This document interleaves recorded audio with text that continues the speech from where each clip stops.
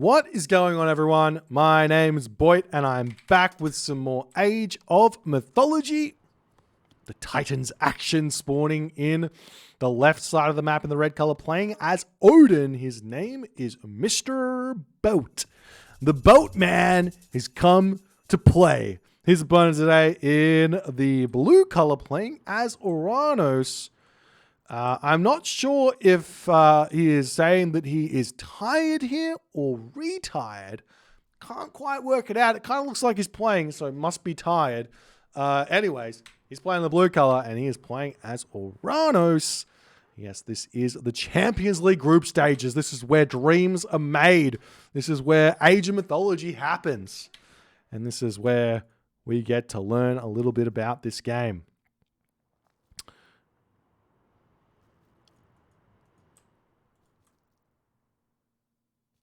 I've got a random question here from Fatty Sam in the Twitch chat, asking a little bit about Norse. So maybe we can go into that right now, as there is a Norse player in this game. He asks, I'm confused with the Norse army, especially after Classical. I can't compete with most other cultures. Can you make a video about Thor or Norse strategies after the Classical Age? Now, I'm not sure if that means in the Classical Age or as you hit the Classical Age, but Norse is a difficult civilization because its units, they're very fast and they have very low HP, comparatively speaking. So trying to play Norse in a straight up head-to-head battle against, say, a Greek army oftentimes will lead you to having a difficult time where that's concerned. What is important for the Norse players is to remember that they've got the speed advantage.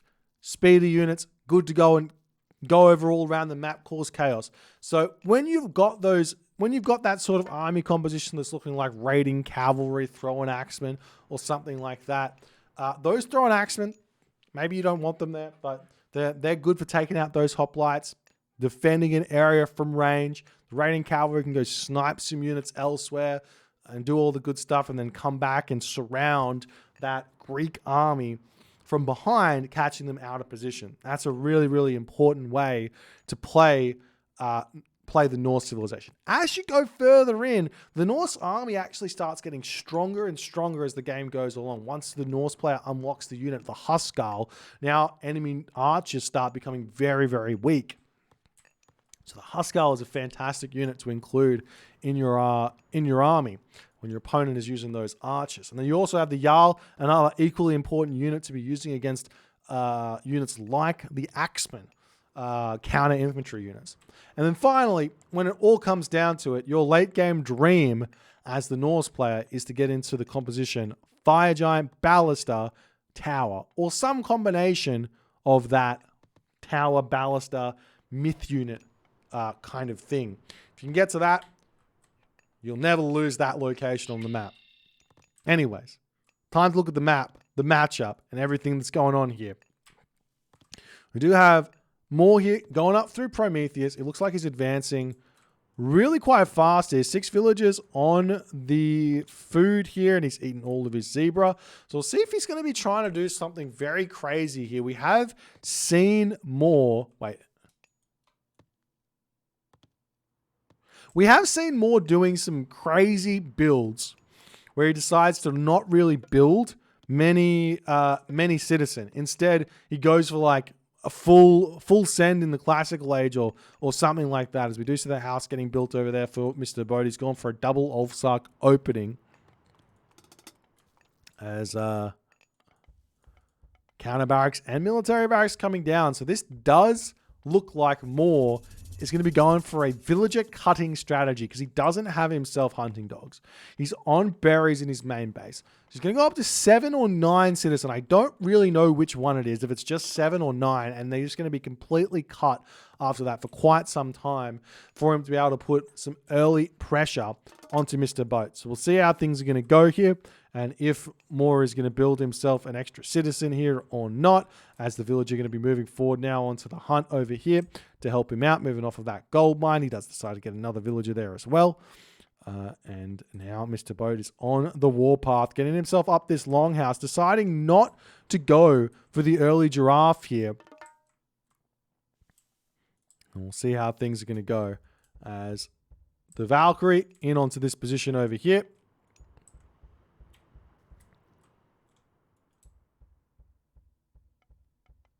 And there's another longhouse coming up for Mr. Boat. It makes a lot of sense here.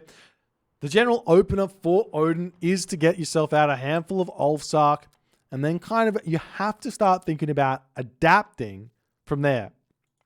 If you adapt, get yourself some thrown axemen and all the good stuff that come, depending on what your opponent's making. If your opponent does make a whole bunch of these Terma, you're going to be able to have a fantastic game from the perspective as the Odin player. And it kind of looks like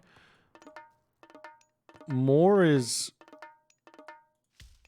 getting himself some Caraballas now and making more Murmillo. So I'm not sure what happened here. Is it seems like it is 9 citizens that he stops the production kind of starts getting a little bit difficult.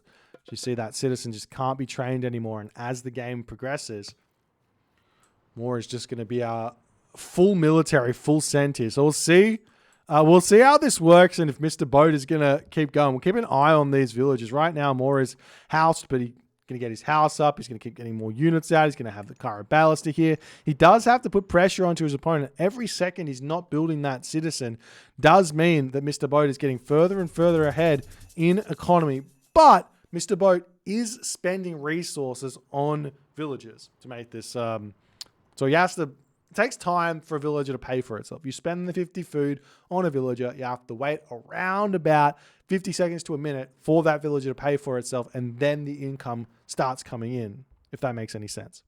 But now look at the difference in population here. MOR, 73 population. Army pushing forward. Tons of Murmillo here on this position. As MOR's also got those Caraballas out ready to take this fight. Mr. Boat here getting shockwaved away as those Caraballas are going to be doing tons of damage. Forest Fire dropping down onto this position as well. MOR doesn't even care. He's not even retreating away from that position. As now the Valkyrie getting onto the back there to take down the Caraballas, but the hero Oracles chasing that down, getting a little bit of damage done as Mr. Boat is now dropped down to 51 population here.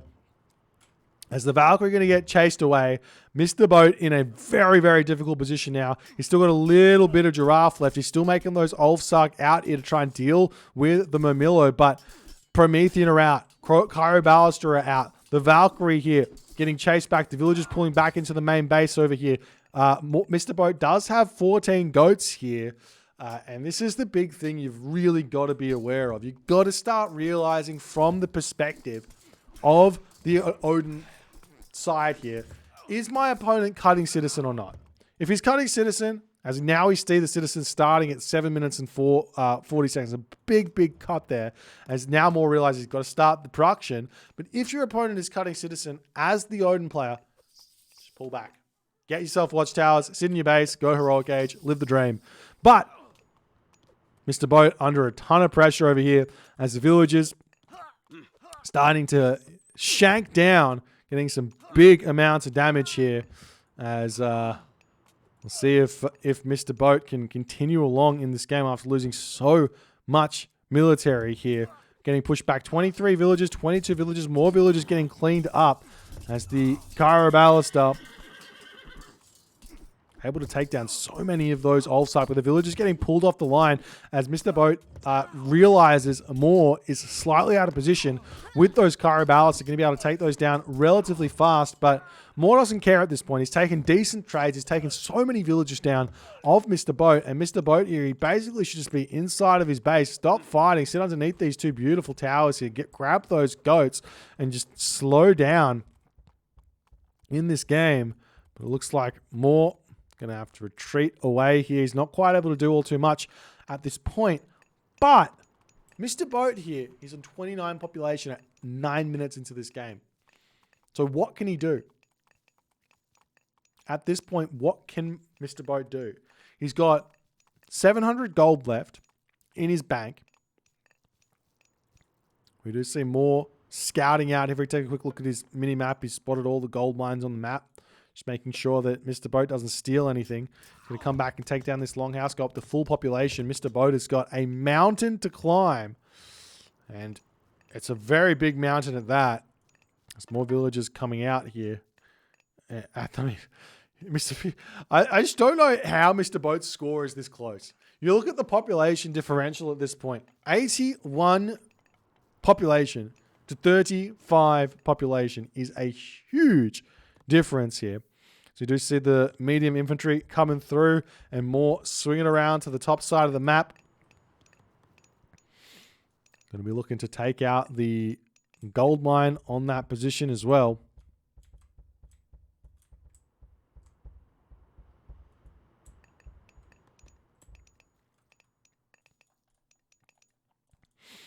So you also see a random catapulta coming out. I'm not sure if MOR is seen raiding cavalry coming out or not, as we do see an armory getting dropped down here for Mr. Boat. He has really decided here to just say, nah. Whoop, one dwarf kill. Nice snipe from MOR. He's like, all right, got to get to the heroic age here before I move out to my second gold mine. I will do anything to make that happen. He's got all of the food income here, but I don't know if just getting to the heroic age here is going to be enough. Houses starting to get torn down here in this position. More houses cleaning up. Mr. Boat, no wood in the bank, so losing these houses is an absolute nightmare. Obviously, Mr. Boat, he needs to get to the heroic age here before he goes to the second gold mine, but I'm not sure he's going to have the resources here to continue nonetheless, even if he does have a frost. And he can take the gold for a little bit and he puts up a hill fort. He's still going to be in for a very, very difficult game after all the houses getting cleaned up and MOR's just like bashing away at the gates. There's Scardy.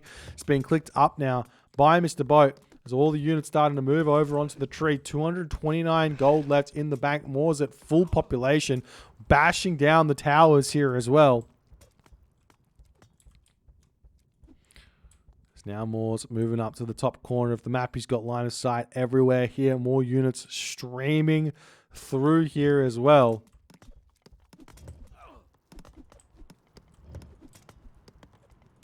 We see the temple coming back as Mr. Boat, he needs...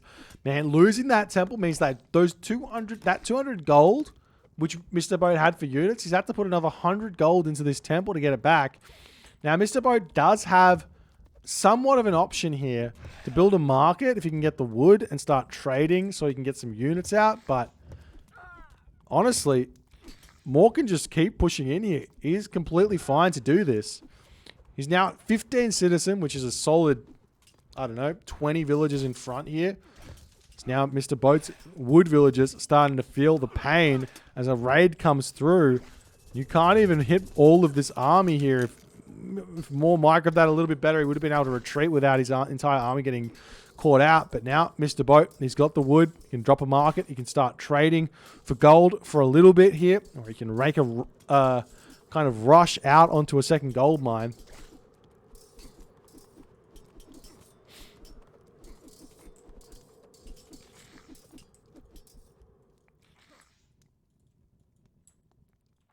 Now the villagers will find a little bit of gold here, and we do indeed see a marker coming up for Mr. Boat. I could imagine him thinking maybe getting to the mythic age here and clicking Ragnarok would be a good idea, but he's got 25 villagers, so he's going to be finding himself having a very, very difficult time with that as the dwarves getting caught out here.